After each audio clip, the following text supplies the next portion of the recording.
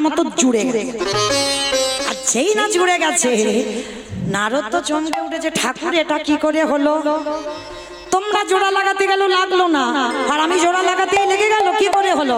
বলে নারদ, মনে করে দেখো ত্রেতা যুগের কথা।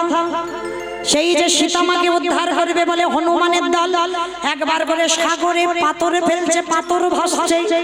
ওমা, যার বউ চুরি হয়েছে সে কোনো কর্ম করছে না, একটা সম্মানহানি, আবার মনে ভয়, ওরা ফেলছে ভাসছে, আমি ফেলছি, যদি ডুবে যায়। লক্ষণ কটা বাজে? 9:55। 10টা পর্যন্ত আমার আয়ু।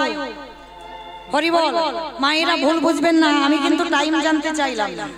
কে জানতে চাইলো? রামচন্দ্র বলল লক্ষণ কটা বাজে? বলে 10টা বাজবো ভাব। বলে ভাই দেখ তো সব ঘুমানো ভাব কিনা? সব ঘুমোচ্ছে। আপনারা না, এখন তো আমার পরবর্তীতে দাদা ভাই আসবেন কীর্তন করতে, শুনতে হবে, তাই না? তাহলে আপনারা ঘুমাবেন কেন? শক্ত হয়ে জেগে থাকতে হবে। তাহলে ঘুমাচ্ছে কে? হনুমানের দল, ভল্লুকের দল। তা রামচন্দ্র কি করেছে? ছোট্ট নুড়ি পাথরটা নিয়ে সাগরের কাছে গেছে, আর সাগরের কাছে গিয়ে মনে মনে ভাবছে, লক্ষণ কেউ দেখতে পাচ্ছে না তো? ছোট্ট নুড়ি পাথরটা নিয়ে, আর যেই না বাবা ফেলেছে সঙ্গে সঙ্গে টপ টপ ডুবে গেছে। চারিদিকে দেখলো, কেউ দেখলো না তো? বলছে কেউ দেখলো না, কিন্তু গাছের ডালে থেকে হনুমান বলে, প্রভু আমি দেখেছি। ও ঠাকুর, রাত 10টার সময় তুমি নুড়ি পাথর ফেলতে এসেছো? বলে হনুমান কাউকে বলো না, তোমরা ফেলছো ভাসছে, আমি ফেলছি ডুবছে কেন? হে রাম দয়াময়, আমাদের পাথরের গায়ে লেখা আছে রাম নাম, আর তোমার পাথরের গায়ে রাম নাম লেখা নাই। প্রভু আজও রামেশ্বরে যারা যাবেন গিয়ে দেখবেন ত্রেতা যুগে রামে নামের গুণে শিলা জলে ভাসে।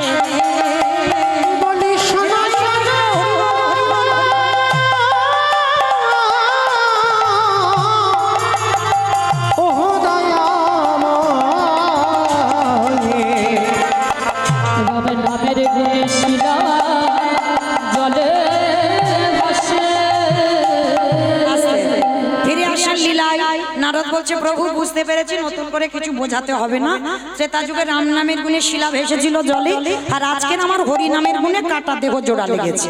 প্রভু একটু দাঁড়াও, যাও আর আসবো। বলে নারদ কোথায় যাচ্ছে? বলে প্রভু আমার জন্য একজন অনেক দিন ধরে বসে আছে। বলো তো দেখি কে বসে আছে নারদের জন্য? আর একটা উত্তর দিলেই আমি চলে যাব। কে বসে আছে?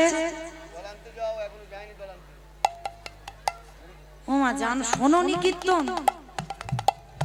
সর্বনাশ, কে বসে আছে নারদের জন্য?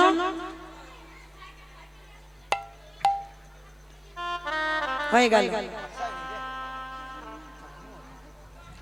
বাতাসাগুলো এবার খাওয়ার কি হবে বলো? করার কিচ্ছু নেই।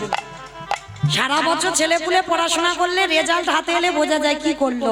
তাহলে আমি এই যে এতক্ষণ কি করলাম বাবা, এখানেই তো বোঝা গেল। কেউ বলতে পারছো না? নারদের জন্য কে বসে আছে? সেই মর্তধামের মা। মনে পড়ছে একটু একটু, নাকি একটু একটু মনে পড়ছে না? যে প্রশ্ন করেছিল কীর্তন শুনলে কি হয়, কীর্তন গাইলে কি হয়, যারা টিভি সিরিয়াল দেখে তাদের কি হয়, প্রশ্ন করেছিল তো? সেই মার কাছে গেতে, মাটাকেই জগৎ জননী মা, সে মার কাছে গিয়ে বলছে, মা সবে উত্তর পেলাম। বলে কি পেয়েছ?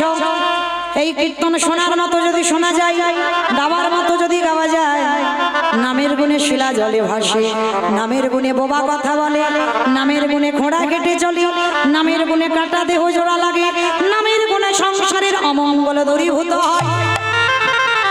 এতগুলো জিনিস হবে, কিন্তু অমাইরা তরকারি বানাতে পারো? তেল দেবেন, হলুদ দেবেন, লঙ্কা দেবেন, জিরে দেবেন, ফোড়ন দেবেন, তেজপাতা দেবেন, জল দেবেন, কাঠ দেবেন, উনান দেবেন, সব দেবেন। কোনটা না দিলে খাওয়া যাবে না?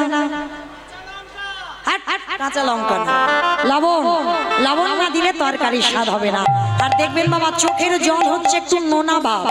তরকারিতে যেমন লবণ দিলে তরকারির স্বাদ হয়, কীর্তন শুনতে শুনতে গাইতে গাইতে যদি একজন ভক্তের লবণ রূপী চোখের জল তার চরণে দিতে পারো, সেদিন থেকে তুমি জানবে তোমার নরজন্ম ধন্য হলো।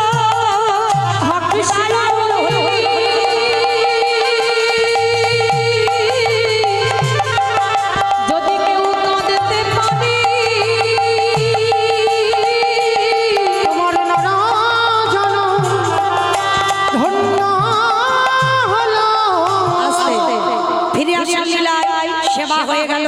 ভগবান বলছে এবার অতিথি রূপে আছে, এবার আমি আসি, দাঁড়াও পরিচয়টা দাও। নারদ বলছে প্রভু তুমি তো ভক্তকে কৃপা করবে বলে এসেছো, তাহলে দাঁড়িয়ে আছো কেন?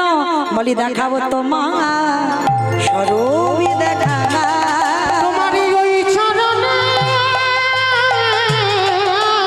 এই মিনতি, দেখাও তোমার স্বরূপ দেখা। আস্তে এইবার ভগবান যুগলে দাঁড়ালেন, সন্দীপনী মণি মহামায়া আর বতু নয়ন জলে ভোগ ভাসিয়ে কাঁদলো। শ্যামের বামে শ্যামের বামে শ্যামের বামে দাদা গেল নবীন কিশোরী গো। আজ শ্যামের